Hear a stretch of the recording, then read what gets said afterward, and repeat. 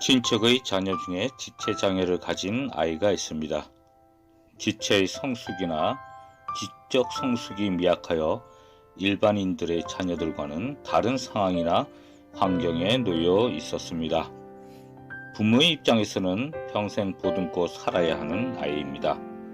제가 지금 아이라고 했지만 현재는 세월이 흘러 청년의 나이가 되었습니다.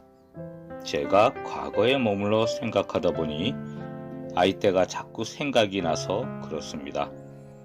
하지만 아직 지적 능력과 신체 능력은 또래 나이대의 청년들과는 차이가 있습니다. 이 아이가 예전에 저희 집에서 잔 적이 있습니다. 그때 저희 옆에서 잠을 잤는데 제가 잠자는 이 아이 앞에 무릎을 꿇고 하나님께 기도를 드렸습니다. 사실 하나님께서 기도하기를 원하셨겠지요. 기도를 하는데 하나님의 이 아이를 향한 애틋함과 긍휼히 여기심이 느껴지면서 그것이 눈물이 되어 뚝뚝 떨어지기 시작했습니다. 저는 이 아이가 이 몸으로 그리고 이 지적 능력으로 살아야 되는 냉정한 세상을 바라보며 마음이 아팠고, 더욱더 마음이 아픈 것은 이 아이가 가질 자존감 때문에 기도를 하면서 힘이 들었습니다. 눈물이 한 방울 두 방울 뚝뚝 떨어질 때 자고 있던 이 아이 눈에 눈물이 고이는 것을 보았습니다.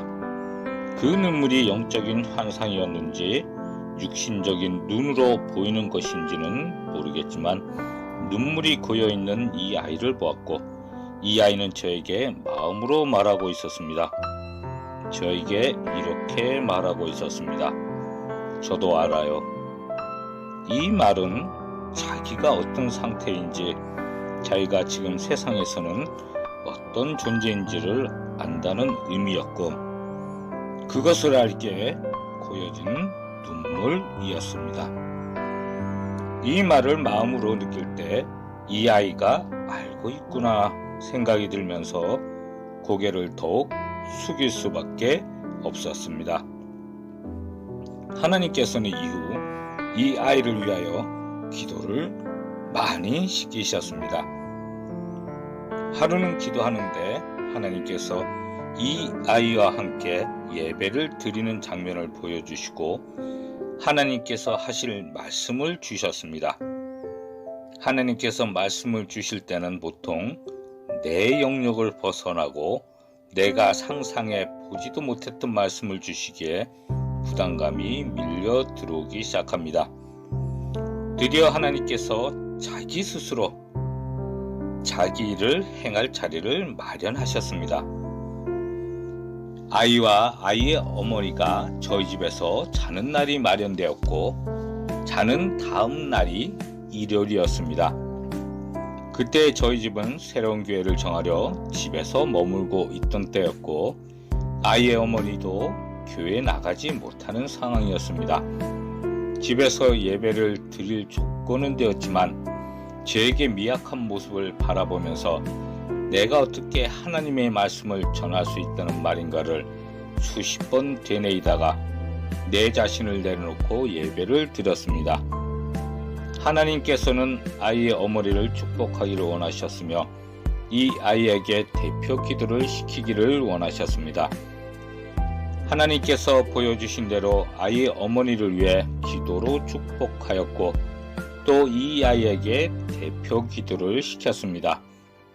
이 아이가 기도를 하는데 저는 너무 놀랐습니다. 평소 말투가 어눌했는데 기름 부음 받은 입술처럼 기도를 너무나 은혜스럽게 잘하는 것이었습니다. 예배의 마지막에 헌금을 거뒀습니다. 헌금을 거둬서 이 아이에게 주었습니다. 그리고 하나님이 주신 말씀대로 말하여 주었습니다. 하나님께서 이 아이가 목사가 될 것이라고 말씀하셨습니다.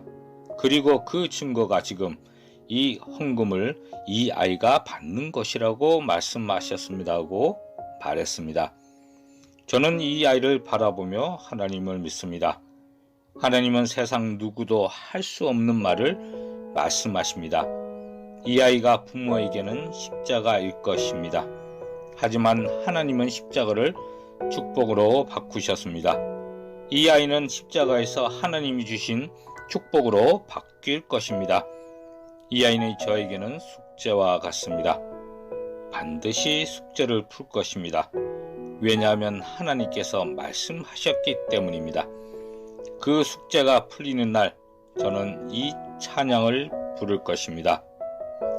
우리 주의 성령이 내게 임하여 주를 찬양합니다. 우리 주의 성령이 내게 임하여 주를 찬양합니다. 찬양합니다. 찬양합니다. 주를 찬양합니다. 찬양합니다. 찬양합니다. 주를 찬양합니다. 우리 주의 성령이 내게 임하여